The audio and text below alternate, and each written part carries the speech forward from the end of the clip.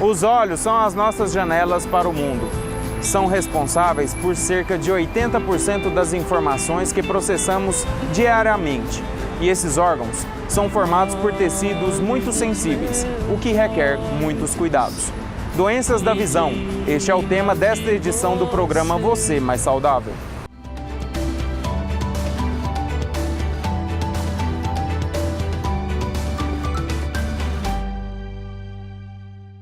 E para falar um pouco mais sobre as doenças da visão, convidamos a doutora Luciene Barbosa, que é diretora técnica da Fundação Banco de Olhos. Muito obrigado por nos receber. Que isso, é um prazer.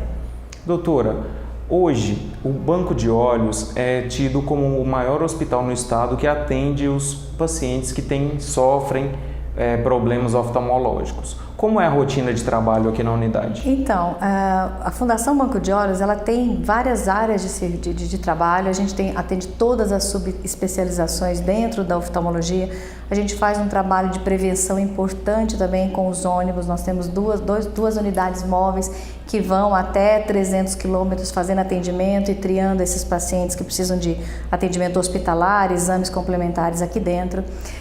Então, todo paciente que é encaminhado do sistema de saúde estadual, e às vezes a gente atende também em outros estados que acabam vindo, porque fica mais perto, a região Mato Grosso, Brasília, vem muito para cá, Distrito Federal.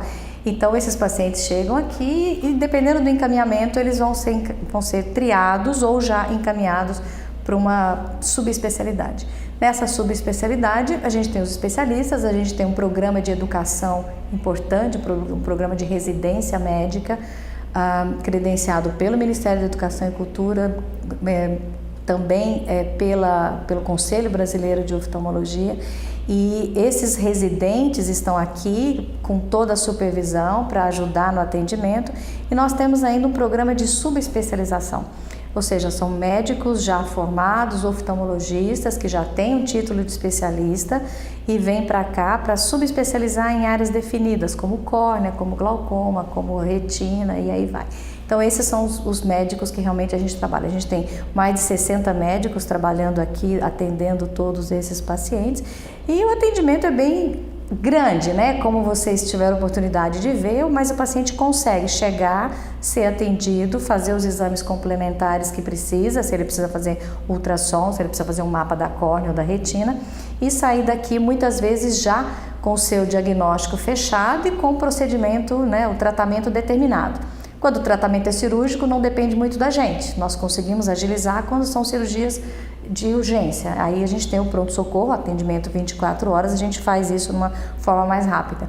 As cirurgias eletivas, como cirurgias de catarata, cirurgias de retina eletiva, cirurgias de glaucoma, plástica, essas cirurgias a gente tem que solicitar à Secretaria de Saúde e a Secretaria que vai liberar esses procedimentos. Então aí o paciente pode ter um pouquinho de tempo mais para ter a sua cirurgia liberada, não por conta de vaga no hospital, mas por conta do próprio sistema de saúde que não consegue colocar uma agilidade para todo mundo em todo o tempo que a gente precisa, né? Podemos dizer que esta unidade consegue atender toda e qualquer demanda de doença oftalmológica no estado? Nós temos capacidade científica e técnica para atender todos os casos que forem, que existem dentro da oftalmologia que sejam necessários.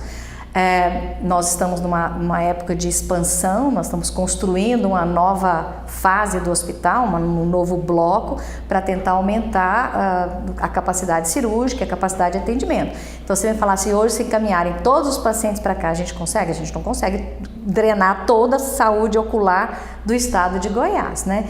Mas, sem dúvida nenhuma, acho que a grande maioria desses pacientes do Sistema Único de Saúde, eles são tratados aqui na Fundação. E por isso nós estamos tentando aumentar para ter uma capacidade maior de atender esse pessoal carente. As tecnologias disponibilizadas aqui pela unidade estão avançadas? Como que está essa estrutura hospitalar? Então, nessa ampliação que a gente está fazendo agora, vão ser adquiridos novos microscópios de última geração, que é um custo bastante elevado, mas que vai dar uma segurança maior para o cirurgião, né? E logicamente para o paciente.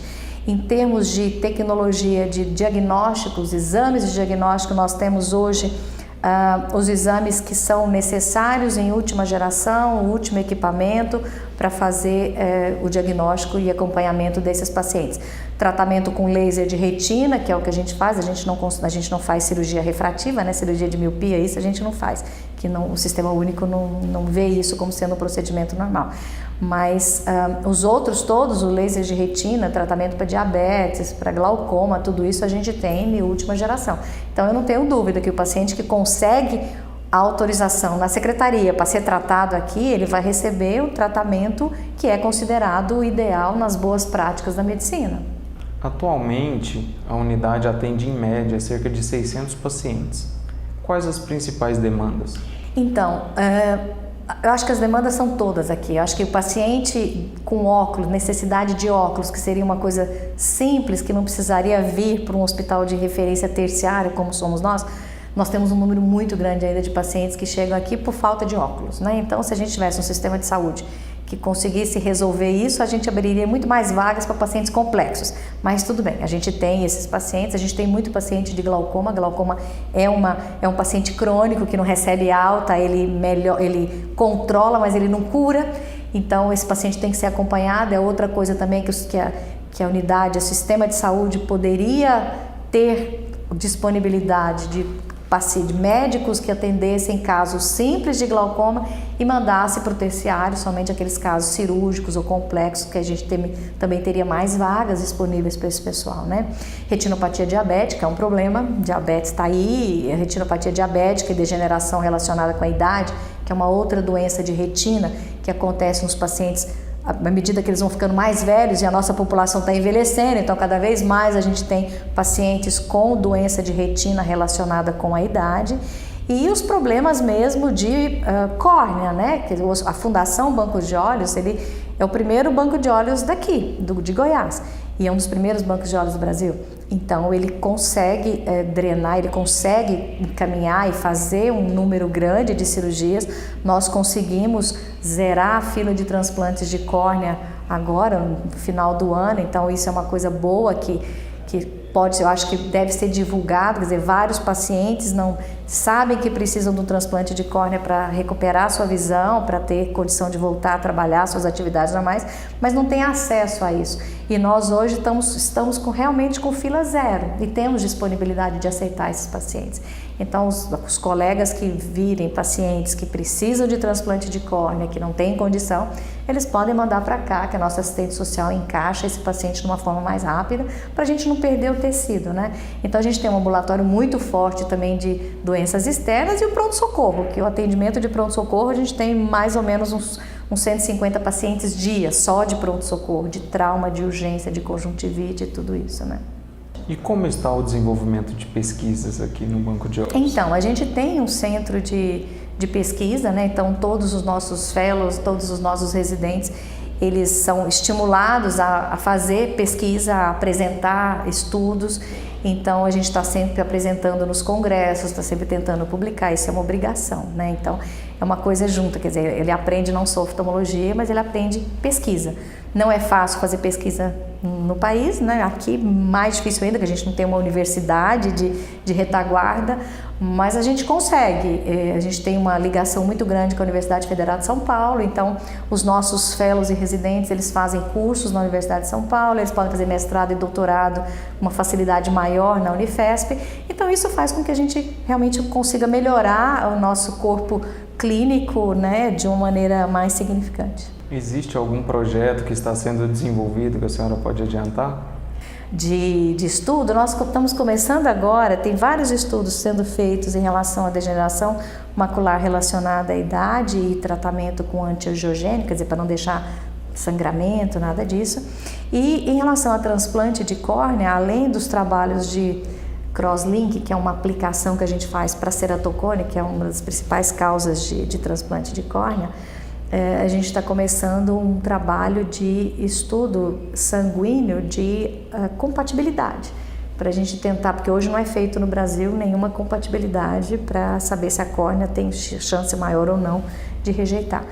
Então a gente está com uma parceria tentando desenvolver algumas maneiras de tentar identificar isso mais facilmente, para facilitar, para eu saber se aquele paciente vai precisar de um tratamento mais específico para rejeição ou não. Então tem várias coisinhas que estão começando por aí, bem interessantes. A senhora citou a questão do ceratocone. Poucas pessoas conhecem essa doença. Conte um pouco mais para a gente como essa doença pode afetar a visão. Então, o ceratocone é uma doença genética.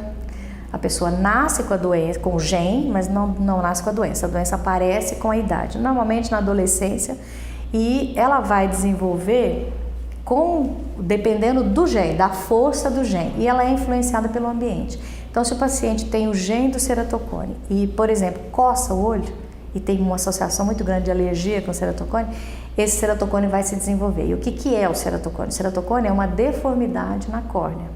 Então, a córnea vai se deformando, vai se tornando na forma de um cone, e com isso a paciente vai enxergando alterado. Ele vai enxergar duplo, ele vai enxergar borrado, vai deformar a visão do paciente, né?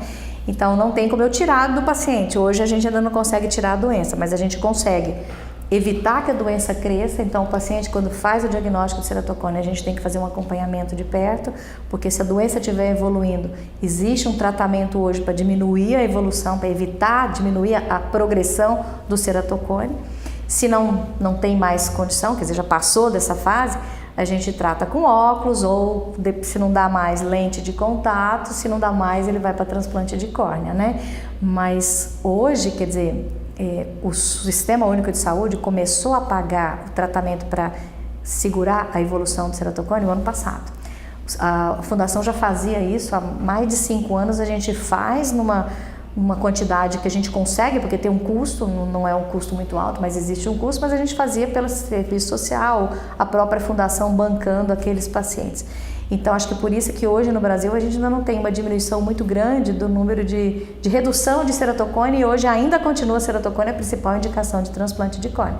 Mas agora que o SUS já voltou, né, tá pagando, tá reconhecendo o procedimento como sendo, tá dentro do rol do Sistema Único de Saúde, então o objetivo realmente é uma doença que ela, uma vez diagnosticada e seguida corretamente, em 10 anos não é para ter paciente operando mais por ceratocone, fazendo transplante de córnea por ceratocone, né? Então isso é um avanço muito grande dentro da medicina, e isso acontece em pacientes jovens, pacientes que são economicamente ativos.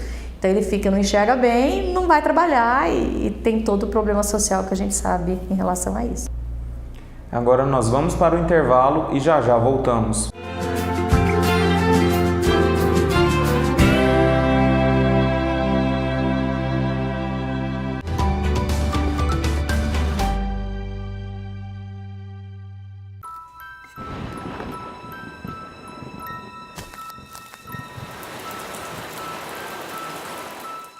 O Aedes aegypti, que transmite dengue, zika e chikungunya, não se reproduz apenas em pneus.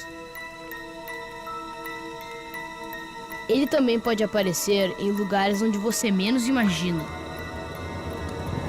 É preciso ter cuidado. Afinal, o risco pode ser sério quando se leva o Aedes na brincadeira. Ações penais contra autoridades como governadores, desembargadores, conselheiros e membros de tribunais são julgadas pelo Superior Tribunal de Justiça. Reduzir etapas e diminuir o tempo de tramitação, sem interferir no processo legal, acelera os julgamentos que precisam ter fim. A lei prevê penalidades para quem excede na quantidade de recursos para adiar o resultado final da ação. É o STJ no combate à corrupção e à impunidade. Superior Tribunal de Justiça, o Tribunal da Cidadania.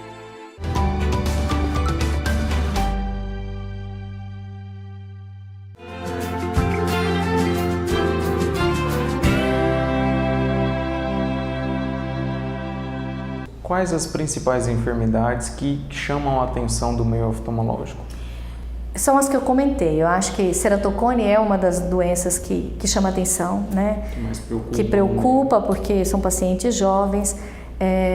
As ametropias, né, que são os erros refracionais, falta de óculos e presbiopia, porque é uma coisa muito simples para resolver. Basta ir no oftalmologista, ter um óculos, às vezes ele vai no oftalmologista, mas não consegue o dinheiro para comprar o óculos. Então, também tem esse problema, né? Ele tem que passar, mas tem que ter disponível o óculos. Então, isso é um problema.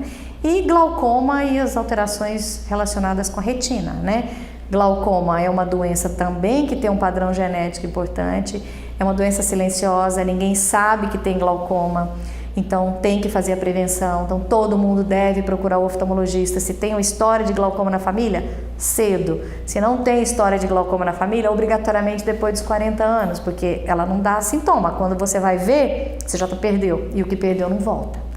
Então, é uma doença também que não tem cura, mas ela tem controle. Seja com medicamento, seja com cirurgia, o que quer que seja, né?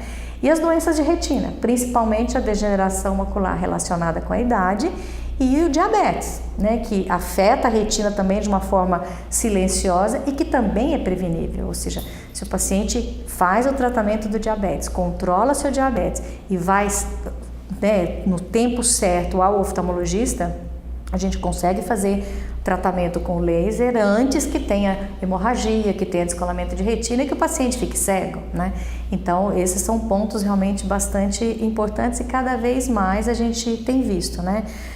Em relação à criança, a gente teve uma melhora muito grande em relação à retinopatia da prematuridade, ou seja, aquelas crianças que nascem antes da hora, mas continua sendo um problema porque continuam nascendo prematuros e esses prematuros, dependendo da maneira como eles são tratados, dependendo do peso, eles são crianças que, além de todo o problema sistêmico, visualmente eles podem ser cegos. Então, é um programa de educação continuada em todos os neonatologistas e é uma preocupação constante e vem pra gente. E essas crianças elas chegam enquanto estão ainda na incubadora, a gente tem que fazer os exames e às vezes tem que começar a fazer tratamento, mas cada vez mais também é uma coisa que preocupa e que a gente tenta segurar, né? Além do teste de olhinho, essa coisa toda que é para tentar realmente fazer diagnóstico precoce de doenças que podem afetar a vida inteira. Quer dizer, qualquer criança antes dos 6 anos de idade, ela tem que ter passado no oftalmologista pelo menos umas 3 vezes. Logo que ela nasce e depois com 1 a 2 anos e depois a cada 2 anos, porque o olho aprende a enxergar até 6 anos de idade. O que aconteceu ali, se não for tratado, depois disso não adianta mais. Pode trazer prejuízos. Sim, ele não aprende mais, ele não aprende a enxergar, né? Ele fica um olho preguiçoso, que a gente chama, né? Então, tem que ser feito o diagnóstico mais precoce. Então, o atendimento é complicado, é importante. O Hospital Fundação Bancos de Olhos de Goiás recebe diariamente cerca de 600 pacientes, todos eles com um único objetivo, que é o de enxergar melhor. O descolamento de retina é um problema grave que normalmente atinge pessoas acima de 40 anos, mas neste caso atingiu este jovem, Thalisson, de apenas 20 anos, que vai contar um pouco pra gente como que foi essa situação.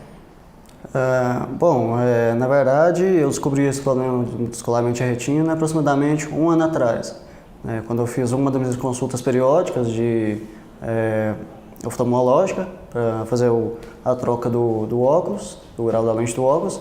E aí, na questão, o médico lá em Catalão, na verdade, identificou que eu havia com descolamento de retina. Porém, eu descuidei alguns meses para poder procurar uma opinião de um especialista mesmo da área. E aí, lá em Catalão, cheguei a fazer uma consulta com um especialista, né, e aí realmente ele comprovou que eu havia com o problema, e aí me encaminhou aqui para Goiânia. E aqui em Goiânia eu procurei a Fundação do Banco de Olhos, que é uma fundação muito procurada em todo o estado, referenciada. Então, aqui eu fui muito bem recepcionado. E aí, na ocasião, os médicos aqui realmente identificaram, comprovaram novamente o problema e colocaram o meu problema como urgência, né? Somente por causa da minha idade, porque esse problema é decorrente de pessoas com mais idade. E aí, meu caso foi, no caso, uma exceção, certo? E aí eles colocaram como prioridade, colocaram como quadro de urgência. Então, menos de um mês após a minha primeira consulta aqui, já foi feita a cirurgia, né? E aí, logo após a cirurgia, a gente teve os retornos e a gente vem fazendo acompanhamento, né? E aí, assim, mesmo antes de eu vir fazer a consulta aqui, desde a primeira vez que eu fiz a consulta de vista lá em Catalão e o médico de lá identificou o descolamento da retina, eu já vi alguns sintomas igual embaçamento da visão, a visão um pouco turva, parte da minha visão ficava um pouco embaçada. Devido ao fato de eu trabalhar em escritório, na área administrativa, eu senti muita essa dificuldade da visão. Então, isso daí foi um dos motivos principais para mim procurar um especialista realmente na área e iniciar o tratamento. Inicialmente você achava que não era tão grave?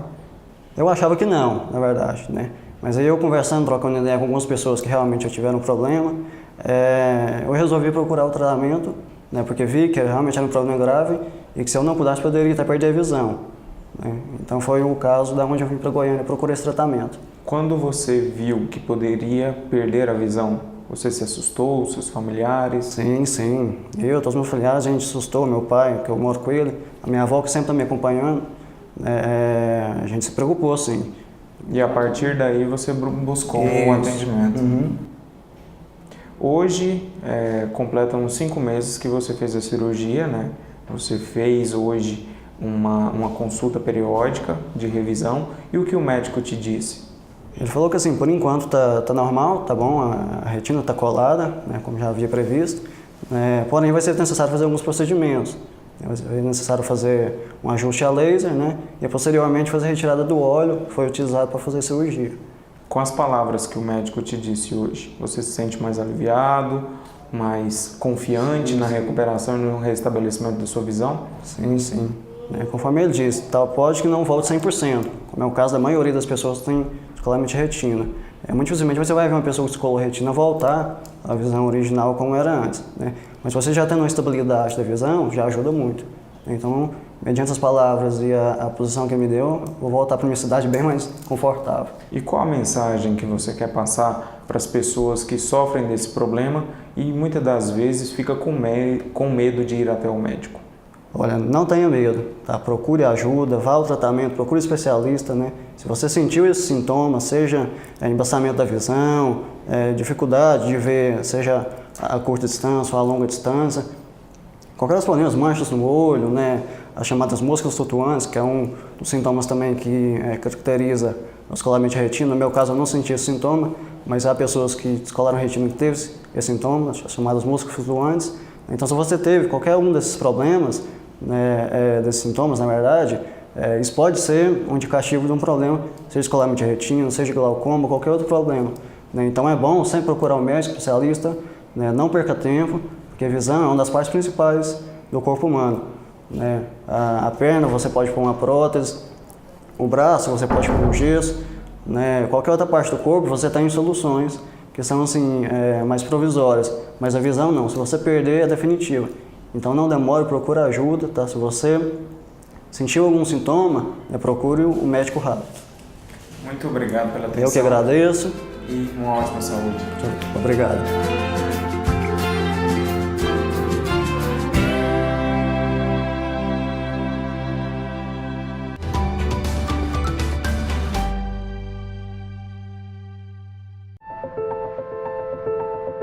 O mundo do trabalho causa danos à saúde e ao desenvolvimento de quem ainda não está preparado para esta rotina.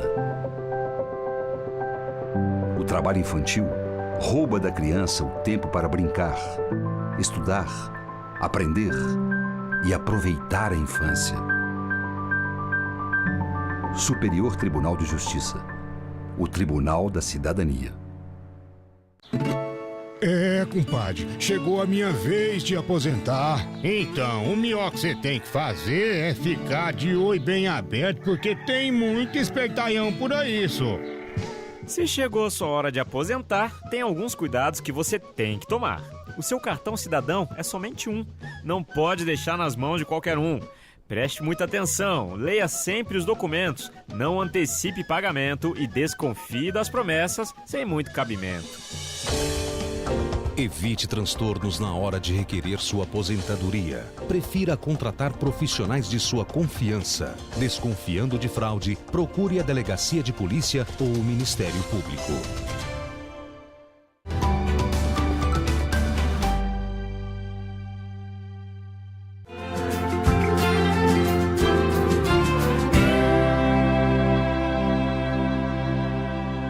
E o entrevistado de hoje é o senhor Reinaldo Rodrigues, de 64 anos, que há 23 dias fez uma cirurgia para a correção de um problema de glaucoma. Senhor Reinaldo, o senhor pode contar um pouco mais sobre essa história? Olha, a minha história, a primeira doença que deu em mim foi 8 horas da manhã assistindo uma televisão. De repente apagou. Apagou que eu não vi mais nada. Eu perguntei à minha esposa, ô bem, vem cá, liga para mim aqui a TV porque desligou. Falei, não, e ela tá normal, tá ligado não. Quando eu olhei para fora, eu não vi nenhum portão. O dia que já clarinho, aí no outro dia cedo eu estava em Petrolina. Eu peguei o carro, não de conta de dirigir, não de conta. Uma pessoa trouxe para mim em Anápolis. Eu fui direto para o Socorro. O Socorro, nossa, não, o senhor tem que caçar um médico especialista. Eu fui no médico. Doutor, nossa, seu caso é muito grave. A doença braba, é cega mesmo. Ele passou os remédios, eu não estava chegando nada. Andava ruim mesmo, é pegar na mão. Os 2 olhos. Ele passou o remédio, usei ele uma semana, e na outra semana eu fui lá. Examinou, falou, ó, eu já estou chegando bem. Ela fala disso, eu vou marcar para sua operação. A marca a operação, no dia de eu operar, me passou no outro exame, falei, não, o senhor não precisa de operar agora não. O senhor já voltou, os remédios fez muito bem. Deixa passar mais uns tempos. E nesse tempo, larguei. Usando remédio, trabalhando em obra, poeira, tudo, sol. E o tempo foi zangando, e no portando, pronto. Aí foi 15 dias de dor, 15 dias de dor, dia e noite, sem parar. Aí não aguentei não. Aí fui no médico, o médico, nossa senhora, o senhor tem que operar de hoje para amanhã. Se puder hoje, senhor doutor. Hoje não vou não, porque hoje eu estou sem dinheiro. No outro dia, a minha mulher fez um empréstimo, aí foi lá e me operou. Usando remédio, aí tem 2 anos que eu não fui mais no médico mais. O senhor acabou desleixando, achou que estava curado. Eu achei que estava curado. Operou, já perdi do olho. E o senhor perdeu a visão 100% do olho esquerdo. Não, eu perdi tudo. Já operou, podendo passar para o outro, podendo explodir o outro. Aí, operou, ó, daqui um dia eu só volta de novo. Aí consulta muito caro demais, né? Aí fui, não vou voltar não. Eu estou usando remédio, menino foi atingindo o outro, escurecendo, eu via só fumaça. E aí ficou preocupado. Fui no médico, fui no outro médico, o senhor tem que operar urgente mesmo, urgente. Marquei pelo SUS, de sorte demais, com 5 meses saiu a minha operação. Operei, foi muito bom a minha operação, bom demais mesmo. Tem 23 dias que o senhor fez a cirurgia e hoje fez a retirada do último ponto. No último ponto, E como que está a visão do senhor hoje? A minha visão tá boa, tá bom demais, tá beleza. Enxergando normalzinho. Eu já posso dirigir o carro, o moto, eu já posso dirigir. Me liberou para poder dirigir.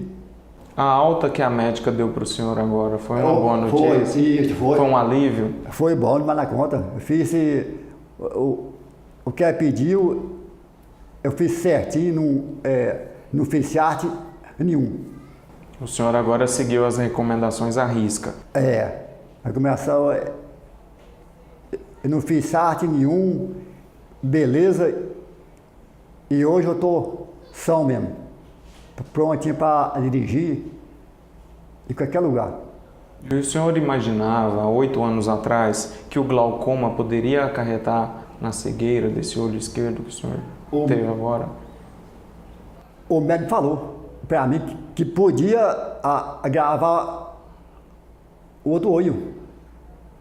Ele me avisou, mas trabalhando em obra, apertado, né? É muito serviço e pouco dinheiro e pouco tempo. E o senhor acabou jogando para frente. Vai fora, jogando. Aí foi aonde eu perdi visão. O médico falou, eu vou operar esse olho seu, perdeu. Eu vou operar para poder passar para o outro. Olha, essa doença, ela é perigosa, ela é cegueira mesmo, ela cega, não brinca não, porque eu perdi um olho e já estava perdendo o outro. A sorte minha é que eu arrumei um hospital bom, uma médica boa, me operou, hoje tem 23 dias, estou chegando bastante. Eu não estava dirigindo com medo, eu estava vendo sombra, eu estava vendo um poço d'água no asfalto. Quando eu estava dirigindo, assustava. Eu achava que era um poço d'água ou senão um poço de óleo. Agora eu estou chegando beleza mesmo. Normal. Não é igual era a visão total, mas eu estou chegando bem, eu posso dirigir sem medo. Agradeço ao senhor por ter nos atendido. Falou, obrigado. E que Deus abençoe essa recuperação do senhor. Nós tudo.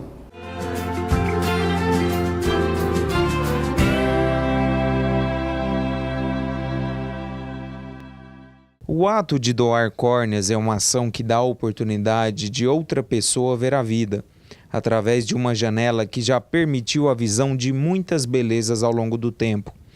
No ano passado, a Fundação Bancos de Olhos de Goiás realizou 441 transplantes de córneas, ação que proporcionou melhor qualidade de vida a diversas pessoas. A instituição, que é mantida pelo Lions, bateu recentemente o recorde de mais de 900 mil atendimentos por ano. Para se ter uma noção, são realizados exames diários em cerca de 130 pacientes e 40 cirurgias por dia. Eu acho que a gente lida com pacientes que enxergam bem e lida com pacientes que nascem cegos e lida com pacientes que enxergaram bem a vida toda e de repente por algum motivo perdeu a visão, né? Então, de maneira nenhuma eu posso falar que um paciente, vivendo isso, eu posso falar que um paciente que não tem uma visão tem uma vida ruim. Esse é outro ponto também que a gente cada vez mais está desenvolvendo, quer dizer, o desenvolvimento de processos, de oportunidades para deficientes visuais, deficiente de uma maneira geral, mas principalmente deficiente visual, é uma coisa muito importante, né? Então, assim, o paciente, porque ele é deficiente visual, ele vai ter uma vida normal. Isso é importante saber. Eu acho que isso a gente tem que saber. Mas, logicamente, a prevenção das doenças é importante em todo o corpo humano, não é só o olho, né? Então, o olho, a gente fala que é a janela da vida, porque eu não preciso examinar. Eu não posso examinar o rim, eu não posso abrir o paciente, olhar o rim, olhar o coração para ver como é que estão os vasos. No olho eu posso. O olho, o médico olha e ele vê como é que está. Então, ele olhando o olho, ele sabe como é que está o rim, como é que está o coração. Ele tem condição de saber. Por isso a gente fala que realmente, né, é uma maneira importante da gente saber o que está acontecendo. Então, assim, eu acho que para as pessoas, sejam elas deficientes visuais, sejam elas cegas, sejam elas normais, eu acho que tem que ver a vida de uma maneira que eu tenho que cuidar o melhor. Então, se eu sou cego, eu tenho que tratar de me readaptar, de aprender e de me tornar útil. Se eu sou subnormal, eu tenho que procurar maneiras de melhorar, de usar mais aquela baixa visão que eu tenho para me tornar útil para a sociedade, para tornar útil para a família. E se eu tenho o olho que é normal, vamos tentar manter. Então, vamos tentar evitar traumas, evitar qualquer acidente, fazer os exames preventivos para me manter dessa maneira, para eu não ter que passar por uma dificuldade que pode ser evitada. Você, no âmbito profissional, lidar com pacientes de todas as maneiras, de vários tipos de problemas. Como lidar com aquele paciente que corre um alto risco de ficar cego? É muito complicado. A gente fala que a gente fica no ambulatório, vocês tiveram a oportunidade de ver ali, hoje deve ter tido uns 3 ou 4 dessa maneira. Eles sugam muito, né? E a nossa função é informar essa notícia para ele, mas sem deixar que ele entre em desespero e fale, agora eu não sirvo para mais nada, né? Como humanizar isso? Então, é o que às vezes a gente vai falando aos poucos, né? Sente primeiro como é que o paciente vai reagir. A gente tem pacientes que reagem mal e não quero, minha vida acabou, e aí a gente tem que entrar como psicólogo e falar, não, peraí, não é bem assim. A coisa tem outras oportunidades, você pode fazer isso, pode fazer aquilo, e a gente tem que dar apoio. Então isso é o que a gente faz, né? Então assim, eu brinco que o exame oftalmológico a gente faz em 1 minuto. A consulta, se ela demora 15 minutos, 14 minutos é de papo-terapia. Por que papo-terapia? A gente tem que conversar e mostrar para o paciente que não é assim. E às vezes a gente deixa ele sentado ali um pouquinho, ele vê um outro paciente que passou pela mesma situação e conseguiu vencer, mesmo não estando enxergando, e está fazendo com força de vontade e tudo. Então assim, não é uma coisa fácil. Muitas vezes você precisa de outros profissionais, né? Você precisa de equipe multidisciplinar para conseguir tornar esse momento um pouco menos difícil para a família e para o paciente, mas não é uma coisa fácil. O banco de olhos possui algumas córneas disponíveis para os próximos pacientes que eventualmente possam precisar de receber esses tecidos. Mas como sensibilizar as pessoas que estão em casa para que elas tenham essa preocupação de doar suas córneas? Então, eu acho que o brasileiro, de uma maneira geral, ele é uma pessoa muito solidária. Então, eu acho que cada vez mais a gente não tem tanta dificuldade de conseguir uma doação. Então, o que a gente nota é que quando a gente trabalha, a gente não tem uma negativa muito grande da família falar, não, eu não quero doar porque por algum motivo ou outro, né? Eu acho que é importante saber que não tem nenhuma religião, não tem nada que realmente impeça fazer a doação. A doação é um procedimento super rápido, que não atrasa o velório, não atrasa o enterro, nada. E é uma oportunidade que a família tem de fazer uma boa ação num momento difícil. E a gente faz isso, quer dizer, o médico está preparado para isso, né? Então não precisa ter medo, é realmente enfrentar, e pode ser que volte a enxergar super bem e ver o mundo realmente com outros olhos. Olhe nos meus olhos e diga o que você vê quando eles vêm, que você me vê. Olho no seu.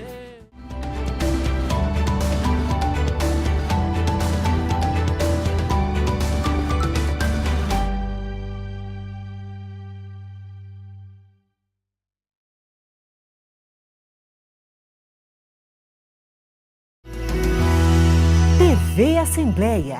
Informação com credibilidade.